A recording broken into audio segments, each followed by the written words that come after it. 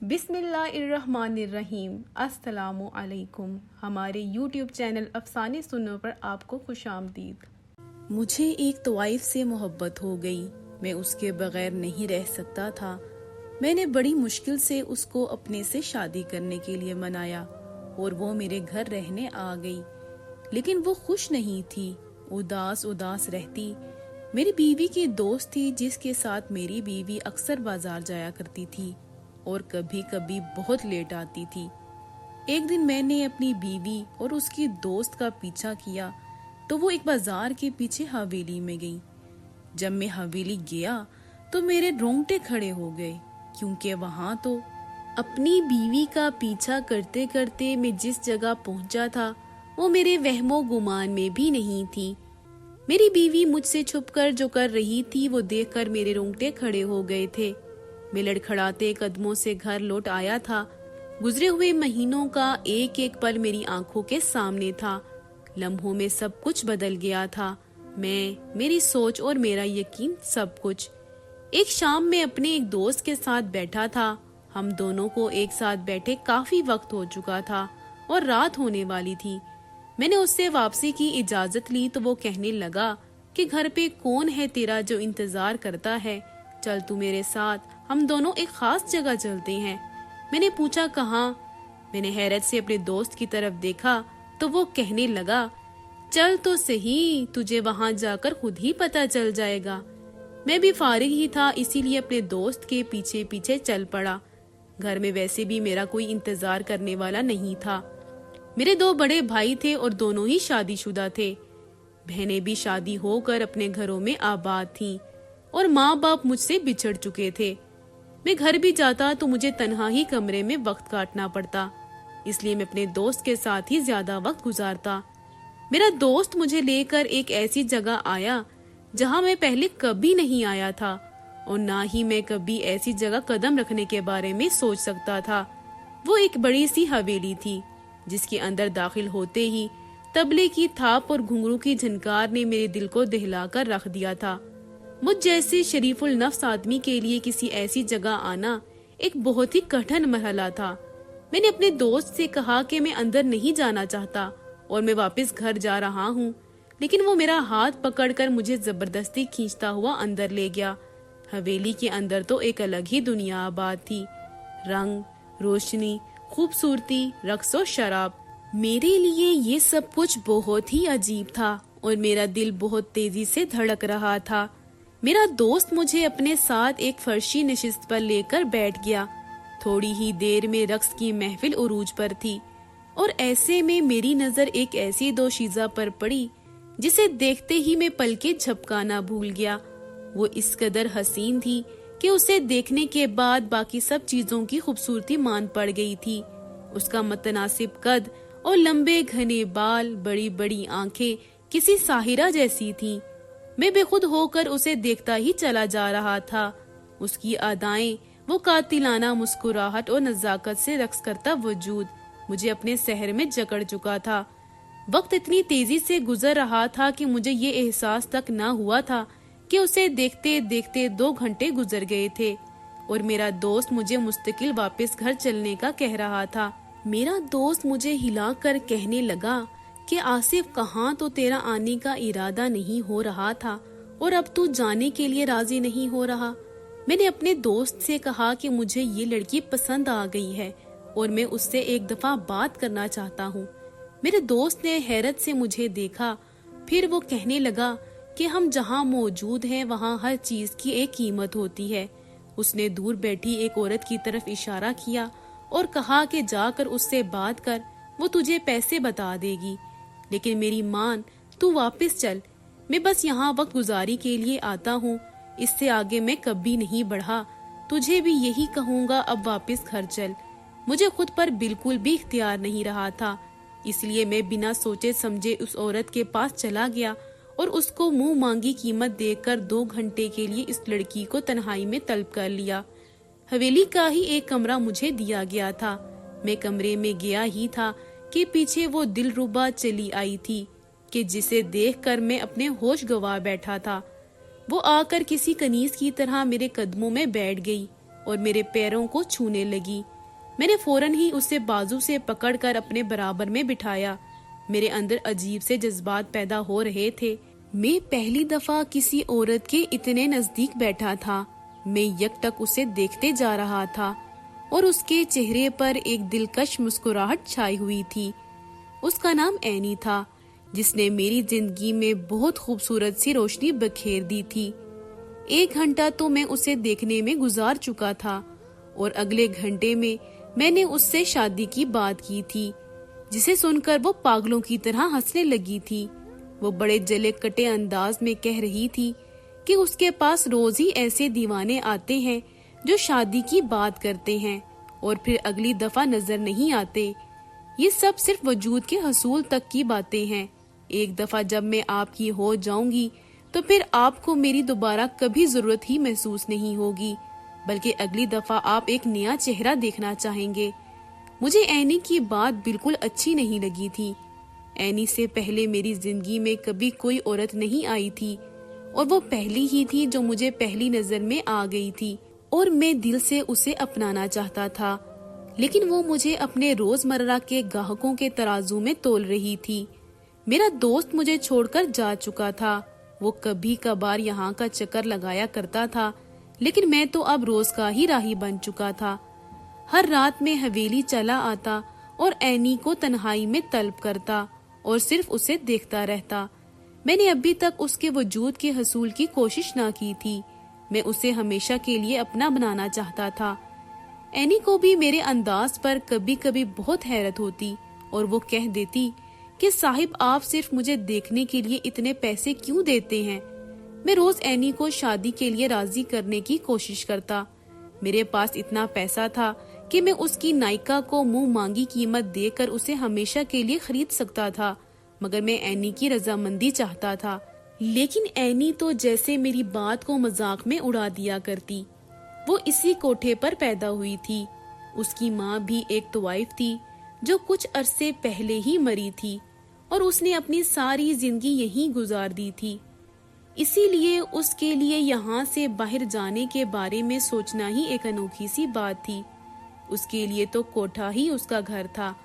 वो हमेशा कहती कि उसने मेरे जैसे बड़े आशिक देखे हैं जिनकी मोहब्बत का भूत चंद दिनों में ही उतर जाता है।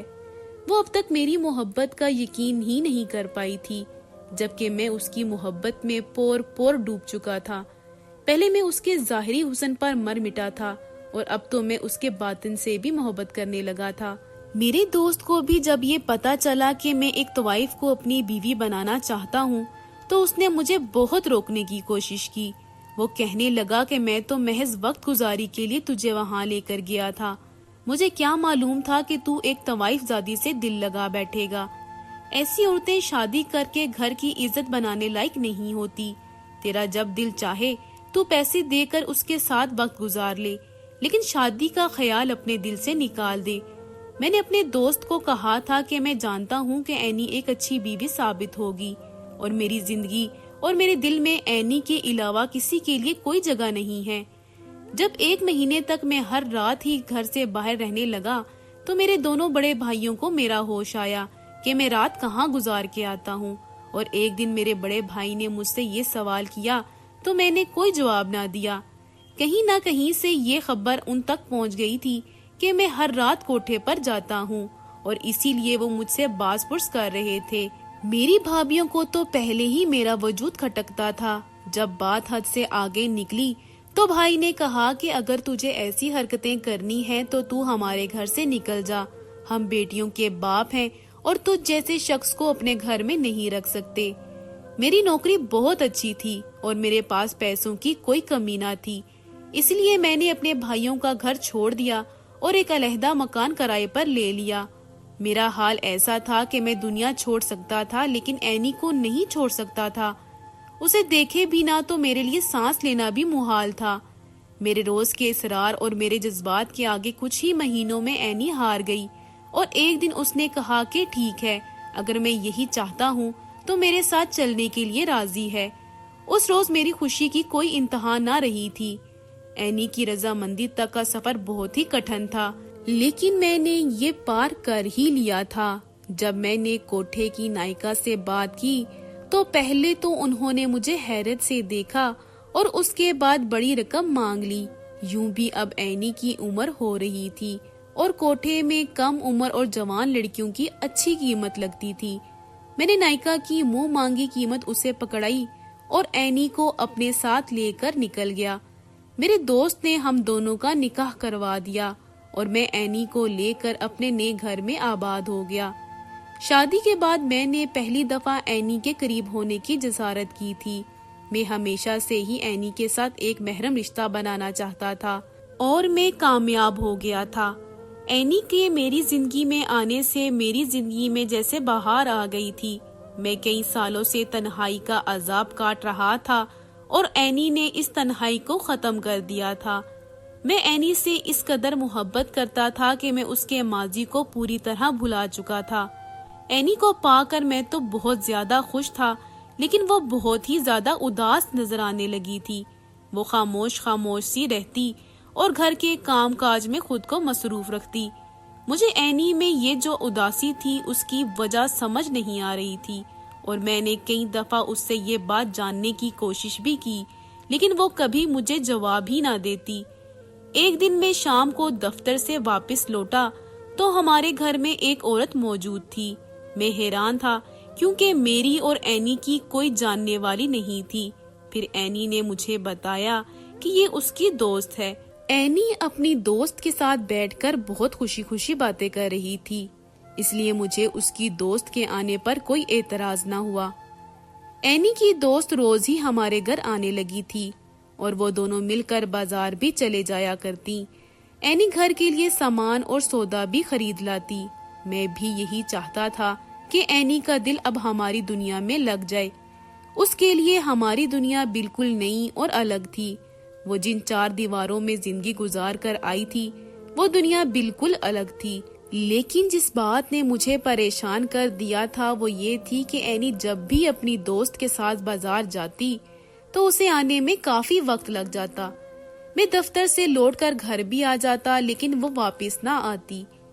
ایک دن میں ایسے ہی اکیلے گھر بیٹھا تھا اور اینی اپنی دوست کے ساتھ بازار گئی ہوئی تھی کہ جب میرا دوست مجھ سے ملنے کے لیے چلا آیا اور میں نے اسے بتایا کہ اینی بازار گئی ہے اور اسے بہت وقت لگتا ہے تو وہ ہنس کر کہنے لگا کہ اپنی بیوی پر نظر رکھا کر۔ اس کی بات سن کر میں چونک گیا۔ وہ تو مجھ سے مل کر چلا گیا لیکن میرے کانوں میں اس کی آواز گونجتی رہی۔ میں نہیں جانتا تھا کہ اینی کی یہ دوست کون تھی اور اسے کب اور کہاں ملی تھی، لیکن وہ اور اینی ایک دوسرے کے بہت قریب آ چکے تھے۔ یوں تو اینی سارا وقت اداس رہتی، لیکن جب بھی وہ بازار جانے لگتی یا بازار سے واپس آتی تو اس کے چہرے پر ایک چمک سی نظر آتی۔ اس کے ہر انداز سے خوشی پھوٹ رہی ہوتی۔ میرے دل میں عجیب سے خدشات سر اٹھانے لگے تھے۔ اگلے دن میں جان بوجھ کر دفتر سے جلدی گھر آ گیا اور جب اینی اپنی دوست کے ساتھ بازار جانے لگی تو میں نے چپکے سے اس کا پیچھا کرنا شروع کر دیا۔ مجھے اینی کے ماضی سے کوئی لینا دینا نہیں تھا، لیکن اب جب وہ میری بیوی بن گئی تھی تو میں اسے ایک شریف عورت ہی دیکھنا چاہتا تھا۔ لیکن اس وقت میری حیرت کی انتہا نہ رہی جب اینی اور اس کی دوست بازار کے راستے سے ہوتے ہوئے بازار کے پیچھے کی طرف بنے ہوئے علاقے میں پہنچ گئی اور وہاں موجود ایک بڑی سی حویلی کے اندر داخل ہو گئی۔ اینی نے مجھے آج تک کبھی اس بارے میں کچھ نہیں بتایا تھا، اسی لیے میرے دل میں بہت سارے وسوسے آ رہے تھے۔ میں بھی ان دونوں کے پیچھے چپکے چپکے سے حویلی میں داخل ہو گیا اور اندر کے منظر نے تو میرے رونگٹے کھڑے کر دیے۔ وہاں تو ایک الگ ہی دنیا آباد تھی جسے دیکھ کر میں حیران رہ گیا۔ وہاں اور بھی بہت سی لڑکیاں اور عورتیں موجود تھیں۔ اینی اور اس کی دوست بھی دوسری عورتوں کے ساتھ بیٹھ گئی تھی۔ میں کچھ دیر وہاں کھڑا اینی کو دیکھتا رہا اور پھر الٹے قدموں لوٹ آیا۔ سارا راستہ میری آنکھوں سے آنسو بہتے رہے۔ میں نے اینی کو سمجھنے میں غلطی کر دی تھی۔ میں نے اسے اپنا نام دے کر یہ سمجھ لیا تھا کہ میں نے اپنی محبت کو مکمل کر دیا، اس کی زندگی کے اندھیروں کو مٹا دیا، لیکن اینی کو کسی اور چیز کی ضرورت بھی تھی۔ اس کی دنیا مجھے پا کر بھی نامکمل تھی، اسی لیے شاید وہ اداس رہتی تھی، اور یہ بات میں آج سمجھ چکا تھا۔ مجھے گھر لوٹ کے کافی دیر ہو گئی تھی۔ جب اینی واپس آئی مجھے گھر میں دیکھ کر وہ چونک گئی اور پوچھنے لگی کہ آپ جلدی کیسے آ گئے۔ میرا اترا ہوا چہرہ دیکھ کر اسے لگا تھا کہ میں بیمار ہوں۔ وہ پریشان ہو گئی تھی۔ اس نے محبت سے میرے ماتھے پر ہاتھ رکھا تو میں نے اس کے ہاتھوں کو مضبوطی سے تھام لیا۔ میں رونے لگا تھا اور وہ مزید پریشان ہو گئی تھی۔ وہ بار بار یہی پوچھ رہی تھی کہ مجھے ہوا کیا ہے۔ مجھ میں اتنی ہمت نہیں تھی کہ میں اسے بتاتا کہ میں نے اس کا پیچھا کیا ہے۔ میں نے بس اتنا ہی کہا کہ میں جان گیا ہوں کہ تم کہاں جاتی ہو۔ اینی ایک دم ہی شاکڈ ہو گئی تھی۔ ایک طویل خاموشی ہمارے درمیان حائل ہو گئی تھی۔ کافی دیر بعد اینی نے کہا کہ وہ مجھے اس بارے میں بتانا چاہتی تھی، مگر پھر اس میں ہمت نہ ہوئی۔ وہ شروع سے ہی کوٹھے میں رہی تھی۔ اس نے کبھی باہر کی دنیا نہیں دیکھی تھی اور نہ ہی اسے باہر کی دنیا میں کوئی دلچسپی تھی۔ وہ محض 4 سال کی تھی جب سے طبلے کی تھاپ پر رقص کر رہی تھی۔ کوٹھے کی رنگینیاں ہی اس کی زندگی تھی۔ اسے تو یہ بھی معلوم نہیں تھا کہ اس کا باپ کون ہے۔ جیسے جیسے وہ جوان ہونے لگی اسے بھی کوٹھے کی زینت بنا دیا گیا۔ جو مرد اسے دیکھتا اس کا دیوانہ ہو جاتا اور وہ اپنے حسن پر غرور کرتی۔ کوٹھے کی سب لڑکیوں میں اس کی قیمت سب سے زیادہ تھی اور زندگی ایک ہی ڈگر پر چل رہی تھی کہ میں زندگی میں آیا۔ پہلے تو اسے لگا کہ میں بھی دوسرے مردوں کی طرح وقت گزاری کروں گا اور چلا جاؤں گا، لیکن جب میں نے شادی پر اصرار کیا اور اسے ہاتھ تک نہ لگایا تو اسے میرے جذبات کا یقین آنے لگا۔ وہ مجھ سے شادی کر کے میرے ساتھ تو چلی آئی، لیکن یہ دنیا اس کے لیے بالکل الگ تھی۔ شادی کے اگلے دن جب میں دفتر گیا تو وہ گھر کی صفائی کرنے لگی اور پھر اسے جائے نماز اور قرآن پاک نظر آیا تو اس کے رونگٹے کھڑے ہو گئے۔ اس نے آج تک کبھی قرآن پاک کھول کر بھی نہیں دیکھا تھا، نہ ہی اسے نماز آتی تھی۔ وہ تو بس نام کی مسلمان تھی۔ ایک عجیب سی اداسی نے اسے گھیر لیا تھا۔ اس کی اب تک کی زندگی سوائے گناہ کے اور کچھ نہیں تھی، اور اسی احساس نے اسے اندر ہی اندر مار ڈالا تھا۔ اس نے کبھی مجھے بھی نماز پڑھتے نہیں دیکھا تھا، اسی لیے وہ مجھ سے بھی کچھ نہ کہہ پائی۔ ایک دن ایک عورت دروازے پر آئی جو مدرسے کی غریب بچیوں کے لیے چندہ جمع کر رہی تھی۔ وہ اسی محلے میں رہتی تھی اور غریب بچیوں کو دینی تعلیم دیتی تھی۔ اینی نے ہمت کر کے اسے کہا کہ وہ دین سیکھنے کی خواہش رکھتی ہے اور قرآن پاک پڑھنا چاہتی ہے، تو وہ عورت اینی کو اپنے ساتھ عورتوں کے مدرسے لے جانے لگی، جہاں قرآن پاک کے ساتھ ساتھ وہ دینی تعلیم بھی حاصل کر رہی تھی اور نماز بھی سیکھ چکی تھی۔ وہ مجھے یہ بات بتانے سے ہچکچا رہی تھی۔ وہ ہدایت کے راستے پر چلنے کی کوشش کر رہی تھی۔ اپنے ماضی کو لے کر وہ ہمیشہ دکھی ہو جاتی کہ اس نے اب تک کی زندگی گمراہی میں گزار دی ہے۔ اینی کی اس عورت سے بہت دوستی ہو گئی تھی، لیکن اینی نے اسے اپنے بارے میں کچھ نہیں بتایا تھا۔ اینی کہہ رہی تھی کہ وہ صحیح وقت آنے پر مجھے خود ہی سب بتانے والی تھی۔ وہ خاموش ہو گئی تھی اور میں اسے دیکھے جا رہا تھا۔ مجھے شرمندگی نے جکڑ لیا تھا۔ میں اینی کے ماضی کو لے کر اس پر شک کر بیٹھا تھا۔ میری نظر میں وہ ایک طوائف تھی۔ میں بھول گیا تھا کہ وہ بھی مسلمان تھی اور اسے ہدایت مل گئی تھی، جبکہ میں خود سالوں سے بھٹکا ہوا تھا۔ مجھے یاد بھی نہیں تھا کہ میں آخری دفعہ کب سجدہ ریز ہوا تھا۔ میں نے اینی کو گھر اور 4 دیواری کا تحفظ تو دیا تھا، اس سے اپنی والہانہ محبت کا اظہار بھی کیا تھا، لیکن کبھی یہ جاننے کی کوشش نہیں کی تھی کہ وہ کیا چاہتی ہے۔ میں اسے دنیا میں وہ مقام دلانا چاہتا تھا اور وہ آخرت میں اپنا مقام بنانے کی کوشش کر رہی تھی۔ آج مجھے وہ خود سے کہیں زیادہ بہتر اور اوپر محسوس ہو رہی تھی۔ جب میں اس کے پیچھے حویلی میں گیا تو وہ اٹک اٹک کر قاعدہ پڑھنے کی کوشش کر رہی تھی۔ اس کی بھیگی ہوئی آواز اور لرزتے ہاتھوں نے مجھے بہت کچھ باور کرا دیا تھا۔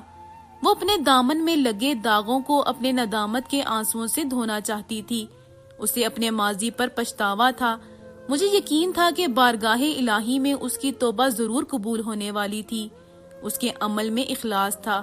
وہ ہم لوگوں کی طرح کھوٹی نہیں تھی۔ مجھے اپنا آپ بہت چھوٹا اور کمزور محسوس ہو رہا تھا۔ آج مجھے لگ رہا تھا کہ میں اس کے قابل نہیں۔ ہم بہت آسانی سے دوسروں پر کافر ہونے کے فتوے لگا دیتے ہیں، دوسروں کی جنت اور دوزخ کا فیصلہ کر لیتے ہیں، لیکن اپنے گریبان میں جھانکنا بھول جاتے ہیں۔